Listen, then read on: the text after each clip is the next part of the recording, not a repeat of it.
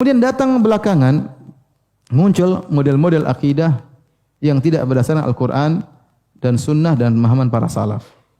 Dijadikanlah sumber-sumber pengambilan akidah yang menyelisihi sumber yang benar. Di antara sumber-sumber tersebut, contoh adalah menjadikan tradisi nenek moyang sebagai sumber akidah.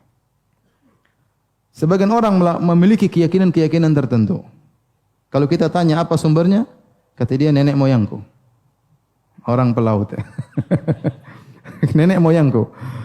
Tradisi nenek moyang turun-temurun yang tidak mungkin kita selisihi. Contoh sederhana, di hampir setiap daerah ada yang namanya pamali. Ada yang namanya apa? Pamali. Dan rata-rata pamali itu adalah khurafat. Rata-rata adalah syirik kecil yang tidak pernah ada dalam Al-Quran maupun Sunnah. Kalau ada dalilnya kita terima. Tetapi kebanyakannya tidak logis dan tidak ada dalilnya. Ya. Contoh misalnya, seorang kalau duduk di depan pintu nanti tidak laku-laku. Antum pernah dengar nggak itu? Pernah ya? Kenapa? Jadi banyak ya hal-hal yang aneh-aneh. Contoh ya, seperti itu ya. Di depan pintu nanti tidak boleh potong kuku misalnya di malam hari ya. Apa dalilnya? Enggak ada. Nenek moyangku berkata demikian ya. Dalilnya tradisi ya. Dan itu banyak ya. Banyak sekali. Bahkan keyakinan tersebut diadopsi dari tradisi nenek moyangnya orang barat. Contoh keyakinan bahwasanya angka 13 angka sial. Coba, itu bukan tradisi orang Jawa, bukan tradisi orang Bugis, bukan tradisi orang Madura meyakini angka 13 sial. Dari mana? Dari barat. Tidak cukupkan nenek moyang kita? Ngambil dari nenek moyang orang barat ya. Subhanallah. Kalau tradisi nenek moyang yang baik kita pertahankan dan itu keharusan kita harus jaga. Tapi kalau tradisi nenek moyang kita yang mungkin sebagian mereka beragama selain Islam, ya, kemudian ternyata menyelisih syariat Islam, maka tidak boleh kita ambil ya. Dan ternyata sering tidak logis. Contoh sederhana, angka 13 mendatangkan kesialan sangat-sangat tidak logis, tetapi diyakini oleh banyak orang. Ya, saya sering sampaikan hal ini. Kita kalau naik pesawat tidak ada kursi nomor 13, enggak ada, mustahil. Anda naik maskapai apapun ada kursi nomor apa? 13, mustahil ada. Kenapa diyakini? Sial. Demikian juga Anda kalau naik ke hotel atau lift tidak ada namanya lantai nomor 13. 12 langsung apa? 15. Terkadang sebagian hotel juga tidak ada nomor 13 karena cuma 6 lantai ya. Kemudian juga sebagian bangunan sama, tidak ada angka 4, yang ada lantai 1, lantai 2, lantai 3, lantai 3A, kemudian lantai 5. Subhanallah. Apa masalah dengan angka 4 ya akhi? Apa Anda punya masalah dengan angka 13 ya? Kalau orang tanya, "Ustaz, anaknya berapa?" 5. Ini anak pertama, anak kedua, anak ketiga, anak ketiga A. Anak ke-5. Subhanallah. Sangat tidak logis, tapi orang percaya. Dalilnya apa? Tradisi nenek moyang. Bukan nenek moyang kita. Nenek moyang dari luar negeri. Subhanallah. Ini contoh ya. Bahwasanya tradisi tidak boleh dijadikan sebagai keyakinan. Inilah yang menyebabkan dahulu orang-orang musyrikin tersesat karena mereka tidak mau merubah tradisi mereka. Inna wajadna aba'ana ala ummah wa inna ala atharihim muqtadun. Allah sebutkan pernyataan mereka dalam Al-Quran. Kami mendapati nenek moyang kami sudah seperti ini. Kami tinggal mengikuti mereka. Kami tinggal mengikuti mereka. Nabi Ibrahim alaihissalam waktu menegur kaumnya, kata mereka, kami dapati nenek moyang kami seperti ini. Ya.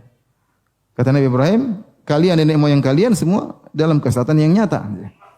Oleh karenanya, ini di antara sumber akidah yang tidak benar, menjadikan tradisi nenek moyang sebagai sumber akidah.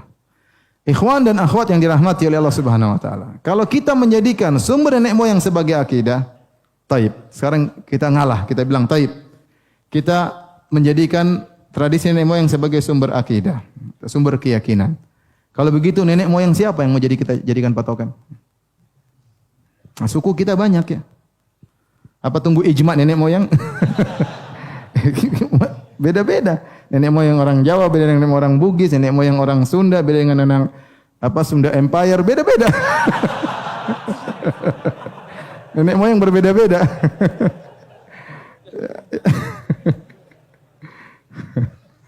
Allah musta'an. Jadi nenek moyang siapa yang menjadikan patokan? Kalau kita kembalikan agama kepada nenek moyang siapa yang menjadi patokan? Tradisi siapa? Taib. Islam harusnya satu dunia sama ya. Apa Islam zaman dulu tidak boleh berubah sampai Islam zaman sekarang? Kata Allah Subhanahu wa taala, "Al-yauma akmaltu lakum dinakum wa atmamtu 'alaikum ni'mati wa raditu lakum al-Islam madina." Pada hari ini, ayat itu turun tatkala Nabi sedang di Haji Wada di padang Arafah.